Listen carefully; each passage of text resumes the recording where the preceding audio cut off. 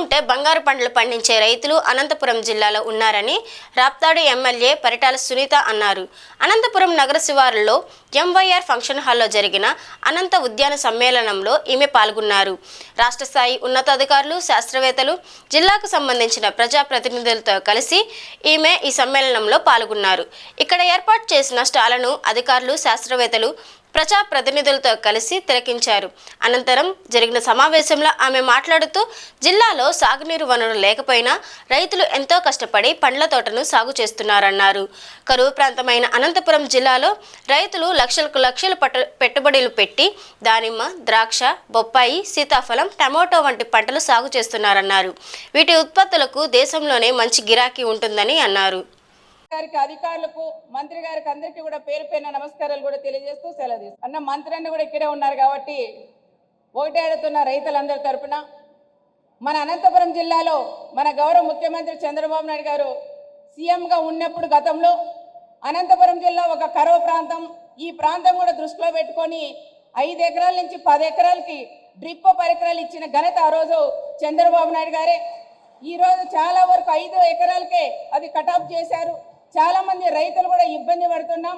దానికని ఇది 5 ఎకరాల నుంచి 10 ఎకరాలకి డ్రిప్ ఇచ్చేలాగా ప్రయత్నం చేయాలని మన జిల్లా కలెక్టర్ గారికి, మంత్రివర్లకి, అదేవిధంగా మన కమిషనర్ సార్ కూడా నేను తెలియజేస్తున్నానంటే ఎక్కడికి వెళ్ళినా రైతులు ఒకటే అడుగుతున్నారు.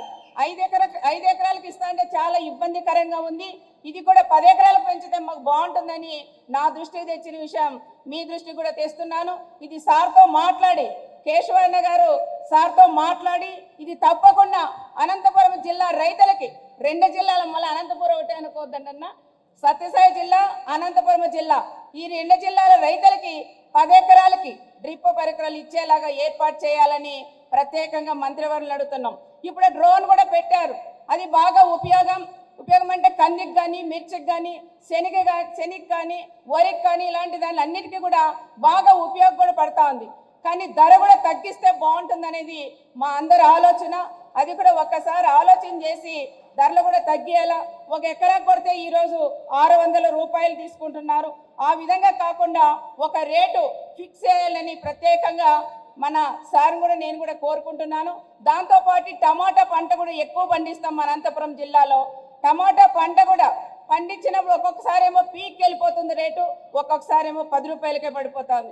ఆ రకంగా కాకుండా టమాటా రైతులు ఎవరు నష్టపోకుండా టమాటా రైతులకు కూడా కనీసం ఒక రేటు ఫిక్స్ చేసి ఇస్తే రైతన్నలు కూడా బాగుంటారని మరొకసారి అధికారులకు కానీ ఇక్కడుండే మంత్రికి కూడా నేను తెలియజేసుకుంటూ సెలవు తీసుకుంటాను.